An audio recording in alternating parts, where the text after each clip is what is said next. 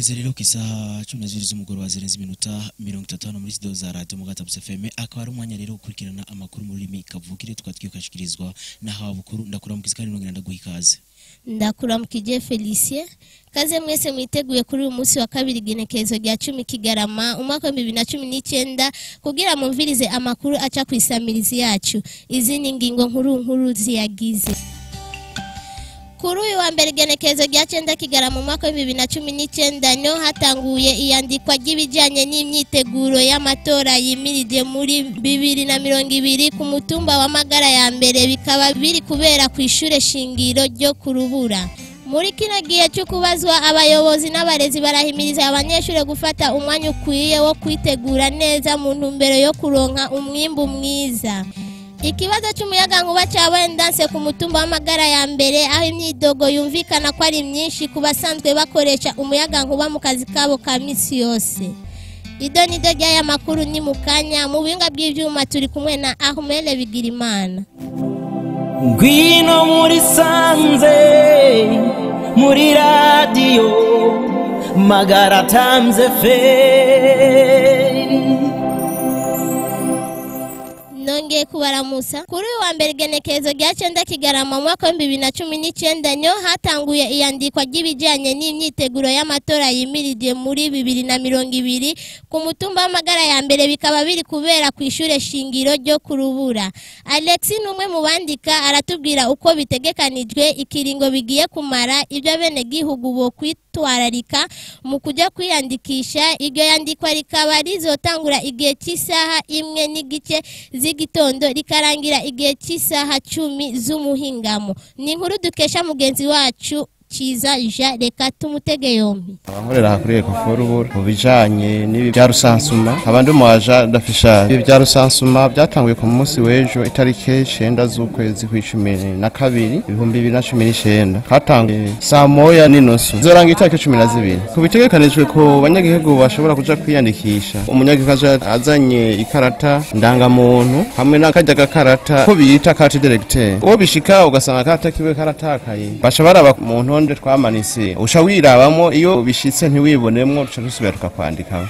Twatanguye ku munsi w'ejo muga turiko turaraba nk'ejo haza umwe nyene nka kumumenga intwaro sinzi ko babara bibabwiye abanyagihugu sinzi nuko byo babyifashe kuko uri kwaraba umurindi ntabwo ari muremure gose haza umwe ko bwanje nasaba yuko abantu bajejwe intwaro ko bogerageza bakabwira abanyagihugu aho bari hose ku buryo nimba ho bari abatabyumvise ku buryo bogerageza bakaza n'ingoga kwiyandikisha kuko gushika nk'itariki 12 urumva kari hafi cyane bakabyitabira gose ubundi bwo ndabona katari bwari benshi gose. Muri kino gihe cyo kubazwa abayobozi n'abarezi barahimiriza abanyeshure gufata umwanya ukuye wo kwitegura neza mu ntumbero yo kuronka umwimbu mwiza. Mundani kure Fabien umuyobozi w'ishure shingiro rya Rubura aratubwira uko ibibazo bitegekanijwe. Abanyeshure bo mu mwaka w'icenda nabo barahimirizwa gukorera hamwe n'abandi kugira bazoronke amanota ashimishije. Ni inkuru dukesha mugenzi wacu Kiza ja reka tumutege yombi. Turi gutegura abanyeshure tubasaba cyane ko bo kwiga neza na cyane bakabandanya basoma amakaye yabo biga neza badasamara kuko twasanze kenshi na kenshi iyo hageze mu bibazo abana bacu barasamara cyane ahepfo kubarabara hari bisamaza byinshi tukabasaba ko abana muri kino gihe cy'ibibazo bogera umwete cyane bagasoma amakaye yabo bakara gusamara kugira ngo biteguye neza ibibazo mu ntumbero yo kuronka umwimbo mwiza w'ice cyambere. Ibibazo uko bitegekanijwe no gukurikira mu gice cyambere tuvuge 3 premier cycle ibibazo byatanguye no munsi tukazobana tubikoresha kugeza itariki 16 aho bakacabana yabagira ibintu byo guteranya amanota no kubana ibindi bikorwa nyene bijanye n'igice cyambere bagakora n'amaraporo ha mu 4 cycle nayo agize cyo hejuru ukuntu bitekanije ibibazo nuko ubu mwaka w'8 batabita itariki 2 bakazobisoza itariki 3 z'ukw'icumi